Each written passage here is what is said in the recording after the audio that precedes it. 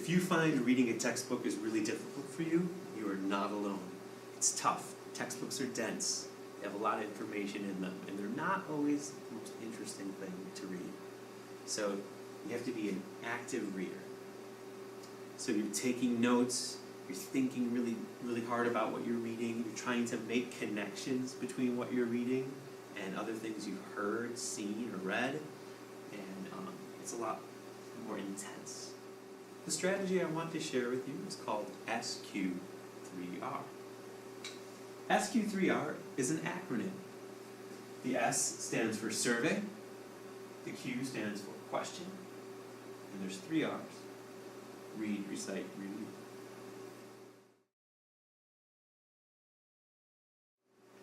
There was a lot to this strategy that may help you, so let's go through the steps one by one.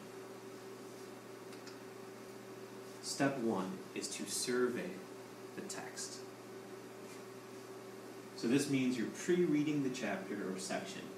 You're surveying it. You're not reading it, you're just looking it over. So with a section like this in my book, Lesson 1, Hunter-Gatherers, what I'll do is I'll look at the titles, the headings, bold words, italicized words, highlighted words, pictures, graphs, and charts. So starting off, I noticed the section's title is called Hunter-Gatherers. There are some red headings here. The Paleolithic Age, Surviving in the Paleolithic Age, Finding Food, The Invention of Tools, Fire Sparks Change, Language and Arts, The Ice Ages, What Changes Came with the Ice Ages, and How Did the Ice Ages Affect Humans? So those were all the headings, and just by those headings, I could piece together a little summary of the chapter. So it looks like we're going to be learning about people in an age called the Paleolithic Age. They apparently hunted and gathered to find their food. We hope they survived, and obviously they must have, but how did they do it?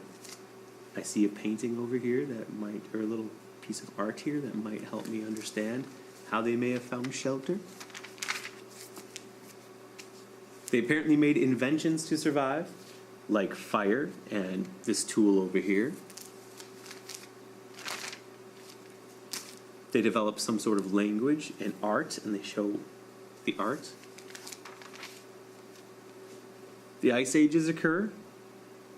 They must have had to change, or actually the Ice Ages must have changed things a bit, and we would have had to change with it and adapt to the Ice Age. So here it talks about how the Ice Age affected us. So right there, I already have a summary of the chapter, and I haven't even read it yet. If we look at bold words, italicized words, and highlighted words, we get an idea of the vocabulary we need to look out for. So like Paleolithic, very important word, says how to pronounce it. Down here there's a little definition of it. So we're looking at just these words. We're not looking at the definition necessarily, we're just looking at the words and kind of previewing them. There are tons of images. We have this image I mentioned before. We have the image of the tool, and you could already sort of take a guess as to what tools they made and how. Looks like a stone tool. They have a preview of what the art looked like and how they may have used art to communicate. You have a map over here showing a change that happened in the Ice Age and how people would have migrated during the Ice Age. And you have a painting over here showing you how people may have been affected by the Ice Age and how they would have survived using fire, better shelter, maybe better clothing. Next, the author also puts questions throughout the section. Read the questions. They give you a great idea of what the author wants you to focus on. And if the author wants you to focus on it, your teacher probably does too. There's also questions interspersed throughout the chapter, like here, guiding question, what was life like during the Paleolithic Age? The essential question, how do people adapt to their environment? So those types of questions give you a great idea of what the overall section is about and what the author thinks you should focus on. So you've looked at the section, you've surveyed it. Next, you're going to ask yourself some questions. This here is going to help you have purpose for your reading. So a lot of times when you're reading a textbook, it's information you're not necessarily excited to read about. Asking some questions will trick you to care. Will give you purpose and give you a reason to care as you read. So what they mean by writing questions is maybe turn a heading into a question, so you care about reading that section where the heading's at. We have a section entitled Surviving in the Paleolithic Age.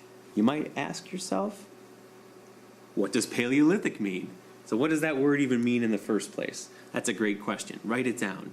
When you actually read the section, you're going to be more interested to know what Paleolithic is, what that word means, and you'll have purpose. My question might be, what is the Paleolithic Age? What does that word mean? And maybe, how did humans survive through this age? There must have been some kind of obstacles to survival. How did they surpass that? How did they overcome those obstacles? So you do that for each heading. Write down a question or two. Look at the pictures too. So maybe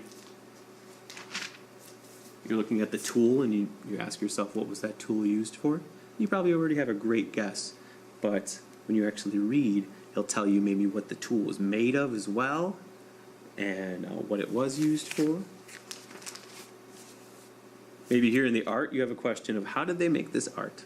What sorts of paint did they use?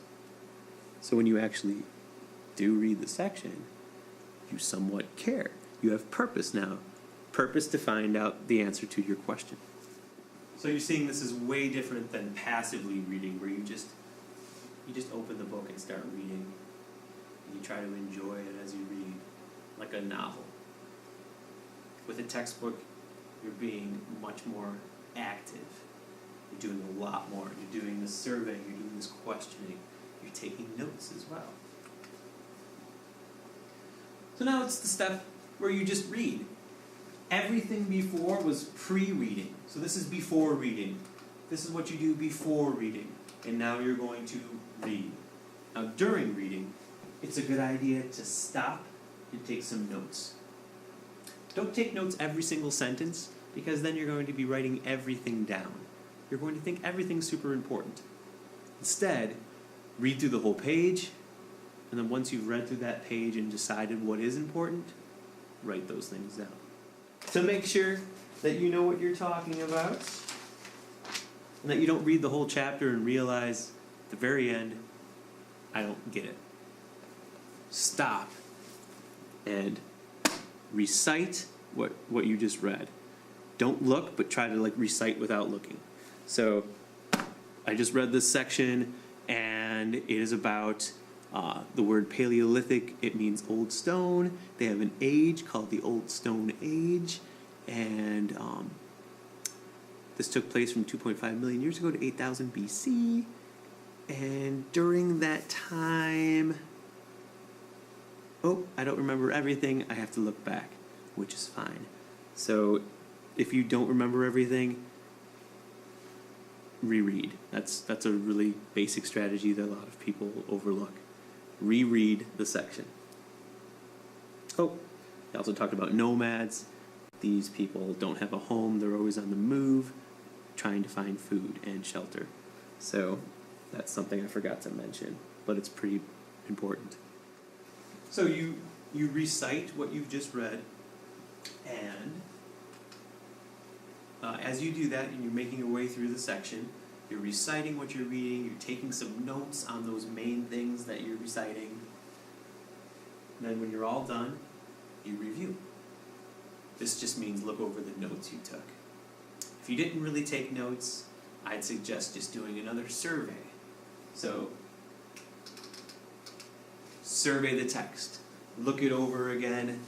But now this time, instead of just stopping at, I see the heading here. Read the heading and try to recite what you remember that was important. So, if you don't have notes doing a survey again, it's sort of an alternative. But taking notes is much better. I'd suggest something like Cornell notes or just a basic outline notes that you might take. So to recap, the strategy SQ3R means survey, question, read, recite, review. Once again, don't let the simplicity of this strategy scare you away from using it. Because of its simplicity, it's easy to follow, and you'll be able to get some results from it. Altogether, in a combination, the SQ3R should hopefully help you understand your text a little bit better. I hope this video has been helpful, and good luck with reading informational texts.